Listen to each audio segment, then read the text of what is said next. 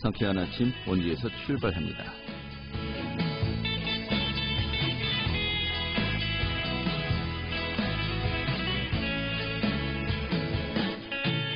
안녕하십니까. 8월 12일 수요일 아침에 인사드리겠습니다. 상쾌한 아침 원주에서 출발합니다. 진행의 김태호입니다. 자, 한동안 내렸던 장맛비 오늘은 수강 상태를 보이겠네요. 하지만은 강원 영서 남부 지역 갑작스러운 소나기에 대비해서요. 오늘도 우산을 좀 챙기셔야 되겠습니다. 비가 또 수강 상태를 보이면서 오늘 아침 곳곳에 기온이 25도 이상을 보이면서 열대야 현상도 나타났고요. 낮에도 기온이 크게 오르겠습니다. 무더위가 기승을 부리겠는데요. 이 강원 지역에 폭염특보가 내려진 가운데 한낮 기온이 30도까지 오르겠다고 합니다. 오늘 좀 불쾌지수가 높을 것으로 보이는데요. 함께 좀 마음 정말 밝게 가실 수 있도록 노력할 수 있는 그런 시간들이 되어야 할 것 같습니다. 오늘 준비한 소식 살펴보도록 하죠. 이 군항공기 소음 피해 보상 근거로 적용될 소음 측정이 연내 시행될 예정이죠. 이런 가운데 이 횡성 지역의 측정 지점이 부족한 것으로 알려지면서 개선 대책 마련이 필요하다고 합니다. 오늘 이 내용 자세하게 살펴보도록 하겠습니다.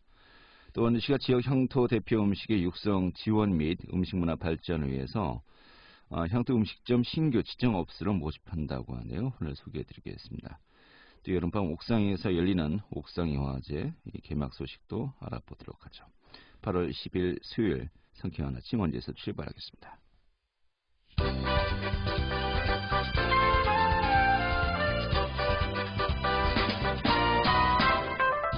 오늘의 주요 뉴스입니다. 강원도 재난안전대책본부는 지난달 31일부터 이어진 집중호우로 도로 101건과 하천 20건, 산사태 112건, 철도 2건 등 공공시설 258건이 피해를 본 것으로 잠정 집계했습니다. 또 주택 207건과 농경지 800만 제곱미터 등 사유시설 264건의 피해를 보았고 이재민은 201세대 393명이 발생했습니다. 이 가운데 96세대 197명이 귀가하지 못하고 있습니다. 강원도가 수해로 피해를 본 금액을 400억 원 규모로 추산했지만 당장 투입 가능한 예비비는 260억 원대 불과한 것으로 나타났습니다.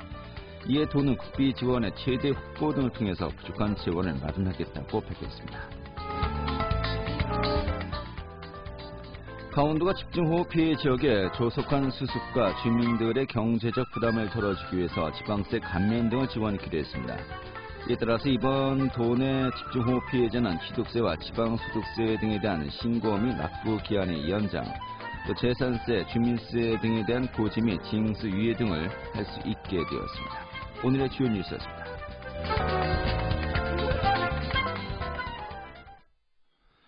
네, 군항공기 소음 피해 보상 근거로 적용될 소음 측정이 연내 시행될 예정이라고 하죠. 이런 가운데 이 횡성 지역 내 측정 지점이 턱없이 부족한 것으로 알려지면서 좀 개선 대책 마련이 시급하다고 지적되고 있습니다.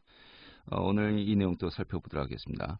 횡성 환경운동연합의 김효영 사무국장 연결하겠습니다. 사무국장님. 네, 안녕하세요. 네, 반갑습니다.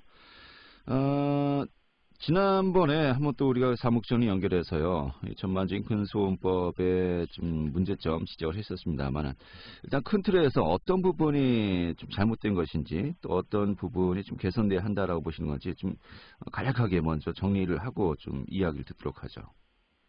네, 저희가 측정 기준점이 잘못됐다고 계속 주장을 하는 것은 딱 하나입니다. 네. 이 활주로를 중심으로 이 군용기 노선을 중심으로 해서 측정 기준점을 잡았는데 예. 횡성 지역은 특수 상황입니다. 특수 상황. 블랙이기라는 비행기가 노선도 없이 시간도 없이 시도 때도 없이 이 출동을 해서 연습을 하고 소음 피해를 발생하는데 네. 군용기 비행 노선을 가지고 측정 기준점을 잡으면은 피해 지역이 상당한데도 그게 피해에 맞게 소외되는 지역이 많이 있을 거라고 생각되기 때문에 예. 광범위한 측정을 해서 피해 대책을 마련해야 된다는 것입니다. 알겠습니다. 이 법이 올해 11월부터 시행될 예정입니까? 네네, 맞습니다. 예, 현재 그렇다면 이제 그 법은 작년에 제정되었고요. 시행령, 네네. 시행 규칙이 이제 만들어지고 있는 상황인데, 네. 이게 지금 말씀하신 그런 부분들, 좀 세밀한 부분까지 다 당겨서 이미 발표가 된 건가요?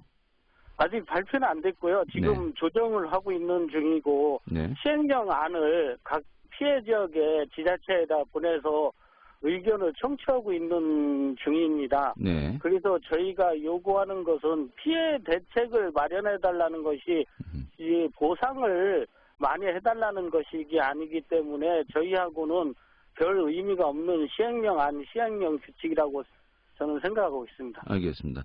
근데 이런 그 피해 지점이 몇 군데 할 것이냐, 이 부분까지 시행령이 들어가지는 않지 않습니까? 네, 맞습니다. 그럼 어느 그 규정에 이게 그것이 명시되어 있다는 겁니까?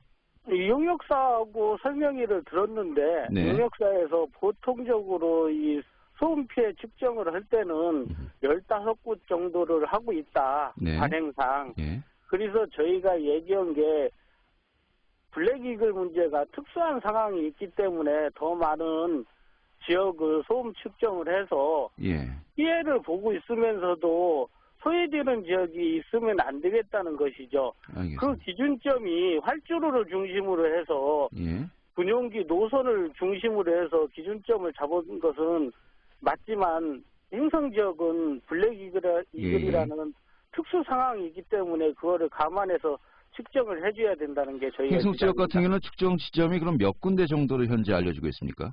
지금 용역사에서 말하는 것은 원주 8곳이고 행성이 7곳이라고 나와 있습니다. 예. 이 원주 지역보다 행성이 엄청나게 많은 피해를 더 보고 있는데 원주보다는 더 측정 기준점이 적다는 것은 행성을 너무 무시하는 처사라고 생각이 들기 때문에 예. 이거는 간과할 수가 없다는 것이죠. 15군데라고 하는 것은 뭐 행정구역 중심이 아니라 그 공항 중심에 지금 이제 네네. 주변에 예. 어느 정도 면적을 다 해서 15군데이기 때문에 뭐 원주와 춘천이 나눠질 수밖에 없다. 일상적으로 15군데이기 때문에 뭐 그런 개념으로 봐야 되겠군요.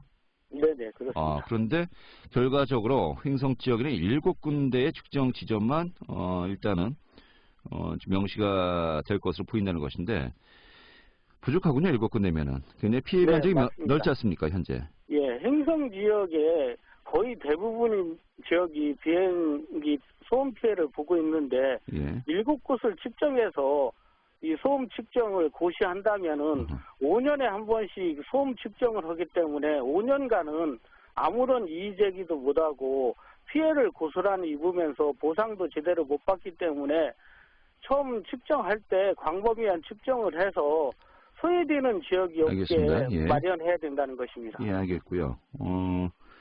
근데 이게 또 이제 7군데란 그 수도 절대적으로 부족합니다만은 아까 말씀하신 것처럼 어느 지점에서 측정하느냐 이 부분도 중요하지 않겠습니까?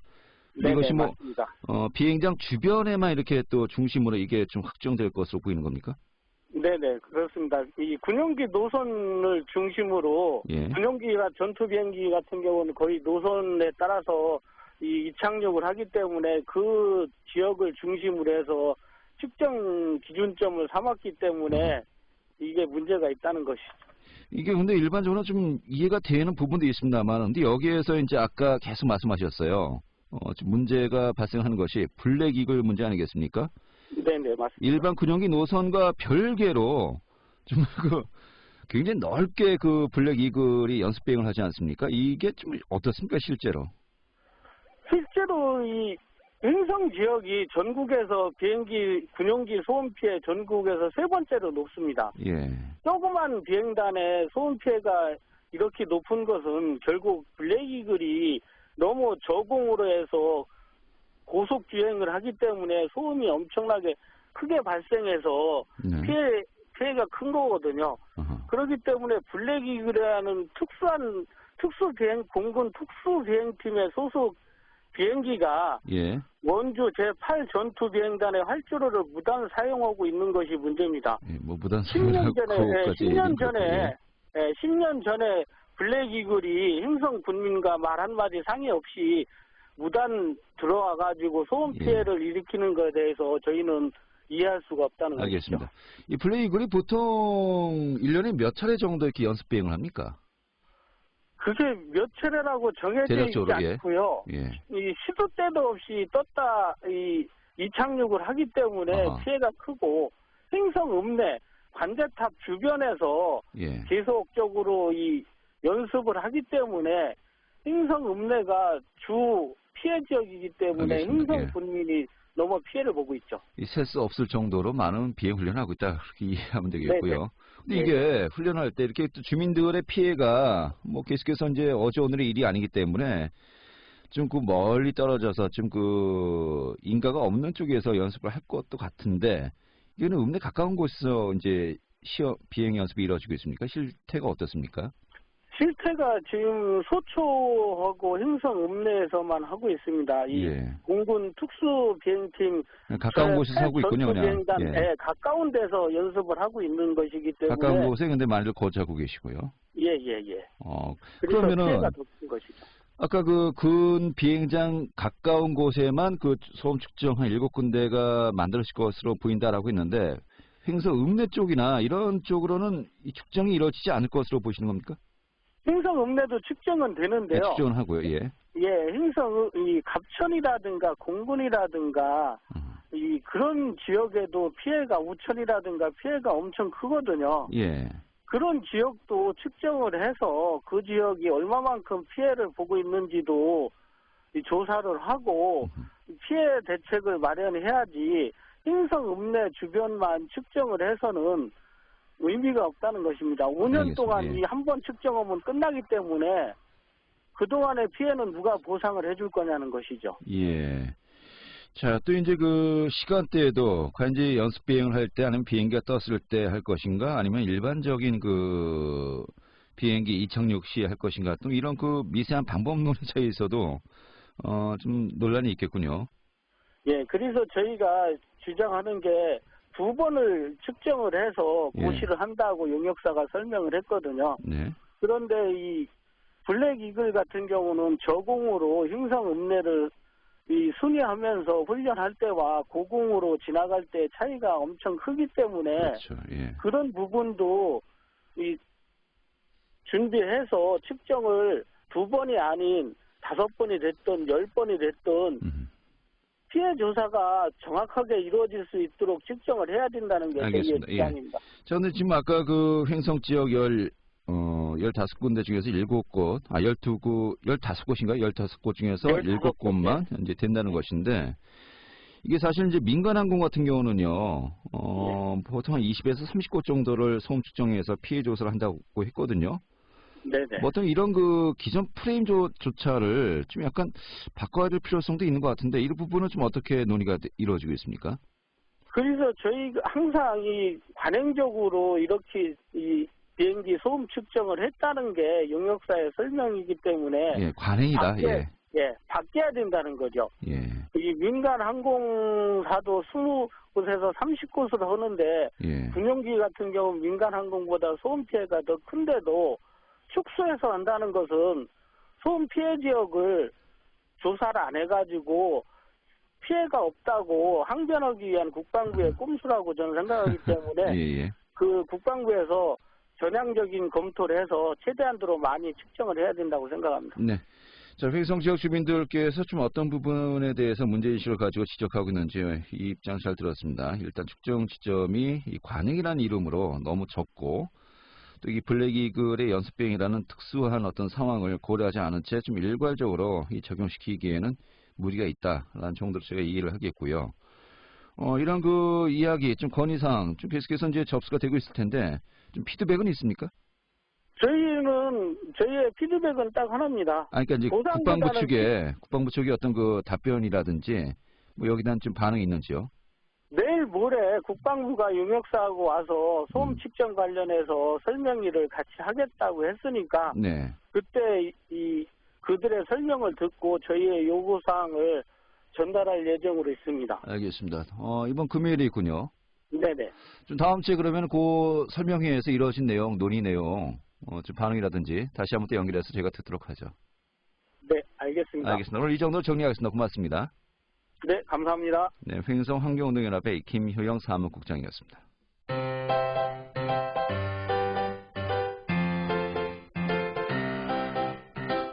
KBS 원주방송국이 유튜브 다시 듣기 서비스를 실시합니다. 매일 아침 강원 영서남부권의 뉴스와 정보를 전해드리는 상쾌한 아침 원주에서 출발합니다는 KBS 원주 라디오 유튜브 채널을 통해 다시 들을 수 있습니다.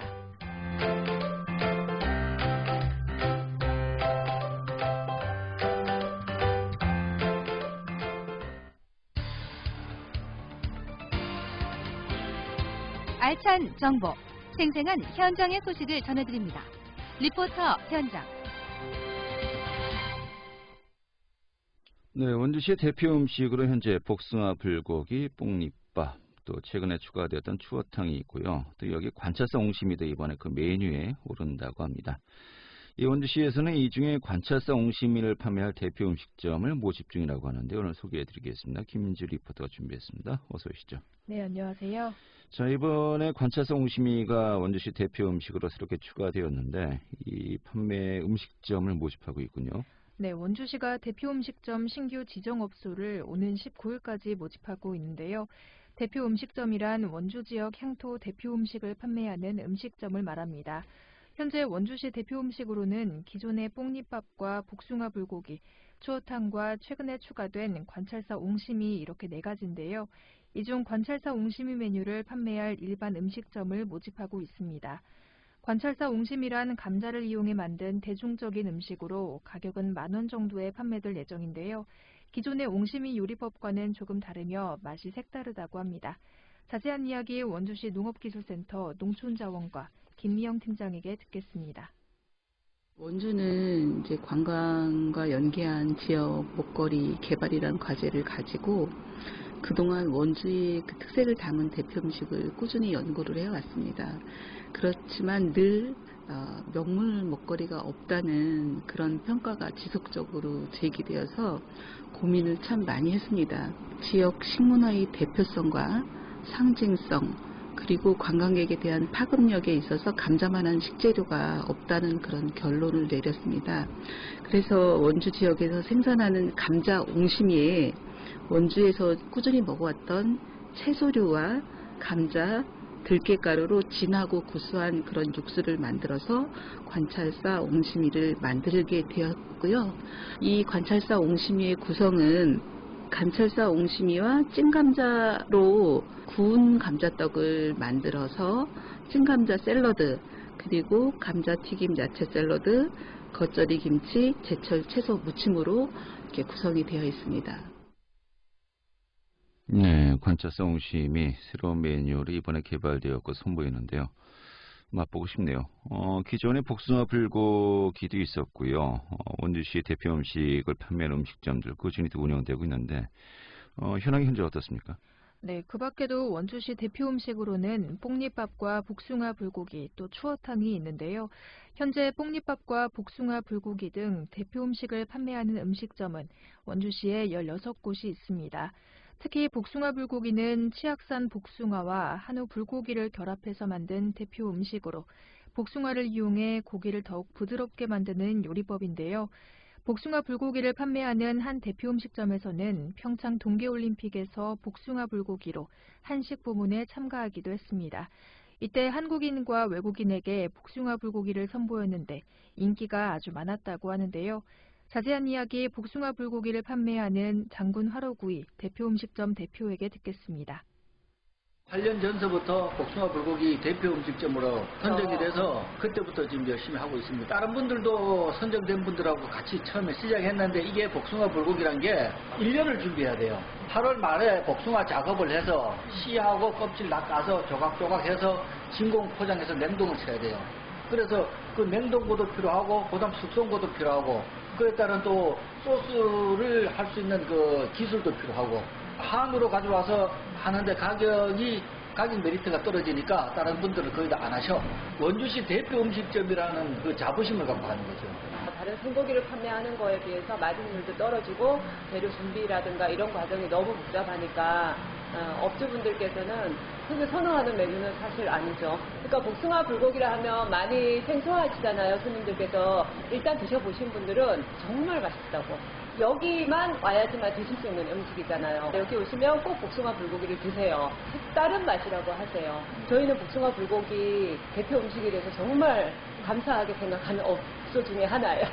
소고기다 보니까 아주 가벼운 메뉴가 아니어서 빨리 정착이 돼서 많은 사람들이 다 드셔보시진 못해도 드셔보신 분들 중에 그 매니아가 있어요. 네. 그것만 드시러 오신다거나 그 메뉴를 위해서 다른 손님을 모시고 왔다거나. 네, 이 복숭아 불고기 정말 맛있습니다.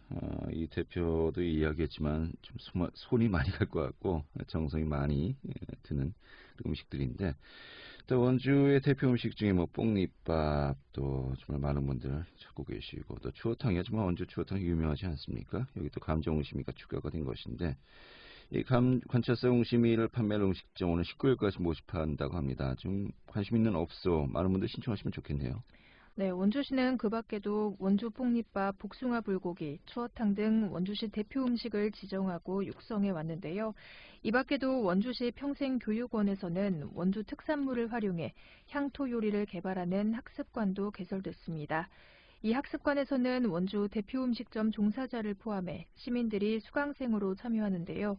뽕잎밥이나 추어탕 등 원주 향토 음식에 대해 더 자세히 배워보는 프로그램이 진행됩니다.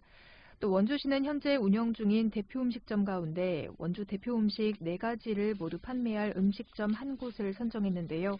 앞으로는 많은 사람들이 음식점 한 곳에서 모든 원주 대표 음식을 맛볼 수 있도록 마련됐습니다. 지금 진행 중인 관찰사 옹심이 대표 음식점 모집에 참가를 원하시면 원주시 보건소 위생과로 신청하시면 되는데요. 대표 음식점에 선정되면 관찰사 옹심이 표준조리법 교육과 함께 컨설팅 지도가 지원되고요. 또 그 밖에도 쓰레기 종량제 봉투와 상수도 사용료, 지하수 수질 검사비가 지원될 예정이라고 합니다. 네, 알겠습니다. 오늘 잘 들었습니다. 네, 감사합니다. 네, 김민주 리포터였습니다.